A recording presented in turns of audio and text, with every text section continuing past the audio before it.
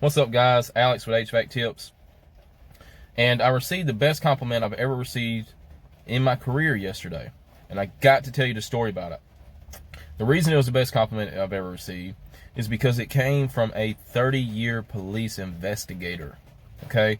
When I say that, it should be like, bing, bing, bing. This is fixing to get real interesting.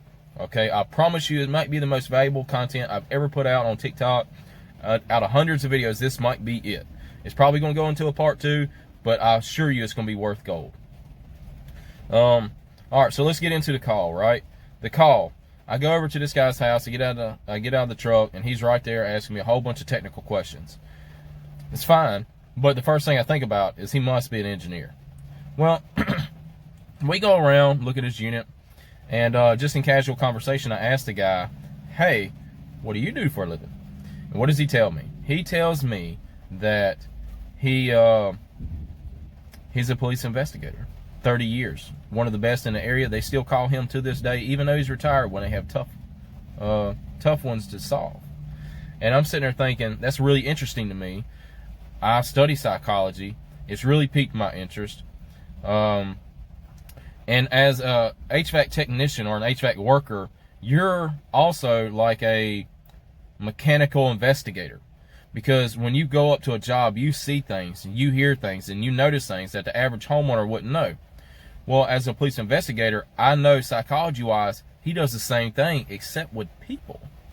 Now, when we were speaking, one of the things that I said was I would never tell anyone to go in there in that room with you.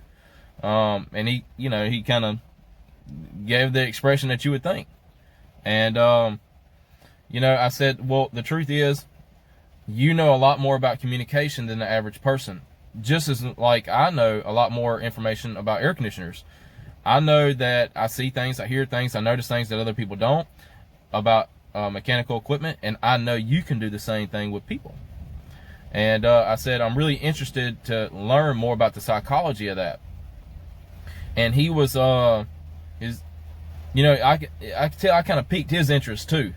And he went into this thing called NLP. For those people that don't know, that is neuro linguistic programming. And he asked me, he said, do you know what NLP is? And I said, I very much know what NLP is. Do you know about a guy named Darren Brown? DERRENBROWN.